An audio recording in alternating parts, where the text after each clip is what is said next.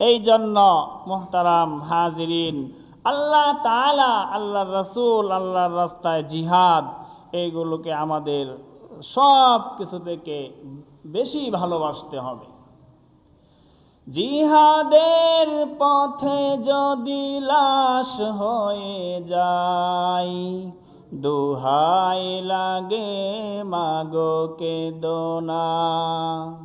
হাসরের মাঠে বলবে তুমি হেসে, আল্লাহ আমি শহীদের মা, আল্লাহ আমি শহীদের মা।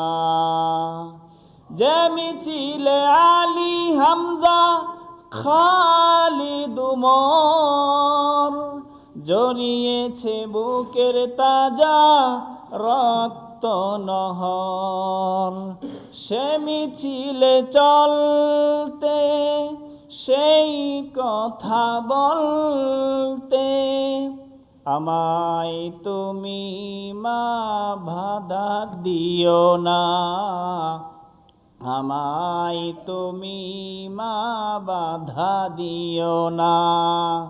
জিহাদের পথে যদি লাশ হয়ে যায়, দোহাই লাগে মাগো কেঁদো না। হাসরের মাঠে বলবে তুমি হেসে, আল্লাহ আমি শহীদের মা, আল্লাহ আমি শহীদের মা। কিয়ামতের ময়দানে রব্বুল আলামিন যারা শহীদ হবেন তাদেরকে স্পেশাল পাওয়ার দিবেন। তারা সুপারিশ করে করে জাহান্নামের উপযুক্ত এই রকম মানুষদেরকে জান্নাতে নিয়ে যাবে। সুবহানাল্লাহ, এত স্পেশাল পাওয়ার শহীদদেরকে আল্লাহ তাআলা দিবেন। মুহতারাম হাজরিন, রাসূল আকরাম সাল্লাল্লাহু আলাইহি ওয়াসাল্লাম বলেছেন, হে ওমর, যতক্ষণ না পর্যন্ত সব কিছুর চাইতে, এমনকি নিজের জীবনের চাইতেও বেশি আমি বিশ্ব নবীকে বেশি ভালো না বাসবে, ততক্ষণ পর্যন্ত পুরাপুরি ইমানদার হতে পারবে না।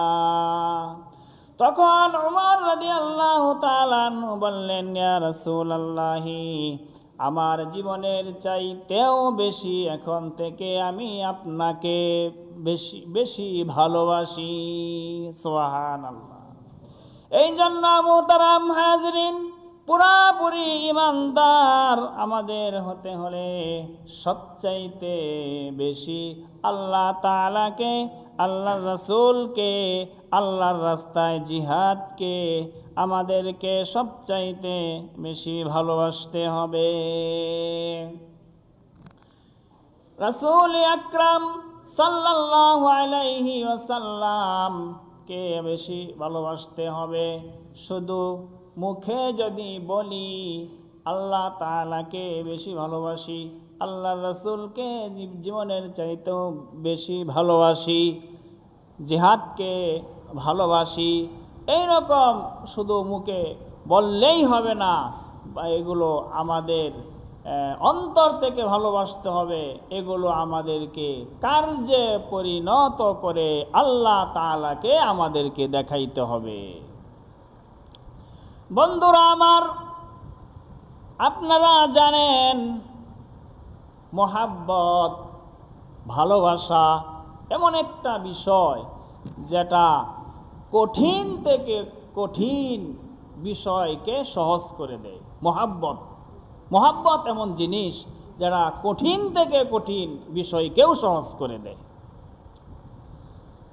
আল্লাহ, আপনারা শুনেছেন অনেক প্রসিদ্ধ ঘটনা, লাইলি মজনুর ঘটনা।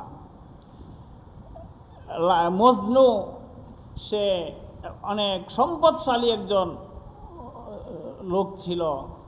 তার নাম অন্যটা ছিল, তাকে মজনু বলা হয়, মানে সে মজনু মানে পাগল, সে যে লাইলির জন্য পাগল, এই জন্য তাকে মজনু বলা হয়। মজনুন মানে পাগল। তো সে এক জায়গায় মরুভূমিতে বসে, নির্জন জায়গায় বসে লাইলি লাইলি এরকম লাইলির কথা খালি জপতেছে। তো লাইলিকে এত বেশি সে ভালোবাসে, যাকে যে ভালোবাসে তার অন্তরেও একটা দুর্বলতা থাকে। লাইলির অন্তরেও দুর্বলতা ছিল। সে যে ভাবলো, লোকটা আমাকে এত বেশি পছন্দ করে, না খেয়ে এরকম নির্জন জায়গায় বসে আছে, তার জন্য দুধ পাঠালো। সে দুধ পাঠাবে প্রত্যেক দিন খাবারের জন্য। এইটা আবার প্রকাশ হয়ে গেছে।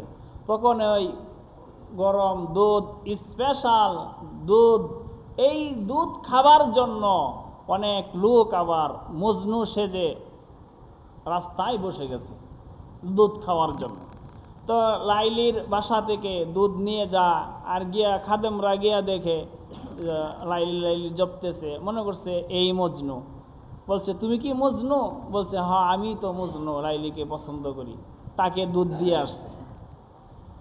আসল মজনুর কাছে যাইতে পারে নাই, এরকম দুধ খাওয়ার জন্য অনেক মজনু।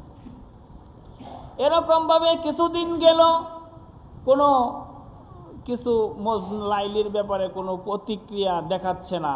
লাইলি বলে, দুধ পাঠাচ্ছি প্রতিদিন, কোনো কিছু প্রতিক্রিয়া পাচ্ছি না, কার কাছে দুধ দেও? এটা পরীক্ষার জন্য বলল যে আজকে দুধ তাকেই দিবে যে বলবে যে লাইলি তোমার শরীরের গোশত চেয়েছে। যে গোশত দিতে রাজি হবে তাকে দুধ দিবে, আর কাউকে দিবে না। ঘটনাক্রমে গেছে, গিয়া তো অনেক মজনু দুধ খাওয়ার। বলতেছে যে তুমি কি মজনু? বলছে, হ্যাঁ আমি মজনু। বলতেছে, আজকে দুধ খাইতে হলে তো লাইলি তোমার শরীরের একটু গোশত চেয়েছে, গোশত দিতে হবে। ছুরিটা হাতে দিয়ে দিল। তখন বলতেছে যে আমি তো গোশত দেওয়ার মতো অত বেশি আমি তো ভালোবাসি না, আমি তো দুধ খাওয়ার জন্য একটু পছন্দ করি আর কি, মানে এখন আর গোশত দিতে রাজি না।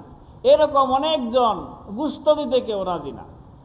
তখন আসল যে মজনু তার কাছে গেছে, গিয়ে বলছে যে দুধ, তুমি মজনু? বলছে, হ্যাঁ আমি মজনু। বলছে, দুধ লাইলি দুধ পাঠিয়েছে, দুধ এবং বলছে একটু গোশত দিতে হবে তোমার শরীরের। বলছে, কোন জায়গার কোন অংশের গোশত? ছুরি দেও, কাটার জন্য রেডি হয়ে গেছে, মানে কাটবে। তখন মানে বোঝা গেছে যে আসল মজনু এটা। বলছে যে না, কাটতে হবে না, এটা পরীক্ষার জন্য, আসল মজনু চিনার জন্য এই কৌশলটা অবলম্বন করেছি। তখন তাকে দুধ দিয়ে আসছে। তো মুহতারাম হাজরিন, এই যে আসল মজনু লাইলিকে সে ভালোবাসে, শরীরের গোশত দেওয়ার জন্য রাজি হয়ে গেছে। আর যারা নকল মজনু, তারা দুধ খাওয়ার জন্য মজনু, শরীরের গোশত দিতে তারা রাজি না। মুহতারাম হাজরিন, এই জন্য নবীর মহাব্বত, আল্লাহ তাআলার ভালোবাসা আমাদেরকে কার্যে পরিণত করতে হবে। আল্লাহ তাআলাকে ভালোবাসি, আল্লাহর রাসূলকে ভালোবাসি।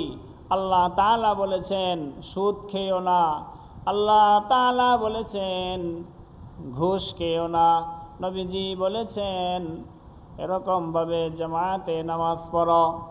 এই আদেশগুলোর কোনো মূল্য আমাদের কাছে নাই।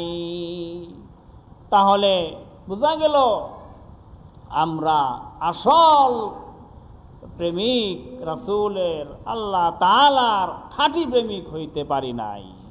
খাঁটি প্রেমিক যদি হইতে পারতাম, তাহলে আল্লাহ তাআলার হুকুম, আল্লাহ রাসূলের আদর্শ মেনে চলা আমাদের জন্য একেবারেই সহজ মনে হইত। এখন আমাদের কাছে কঠিন মনে হয়। অতএব বোঝা গেল খাঁটি প্রেমিক হইতে পারি নাই।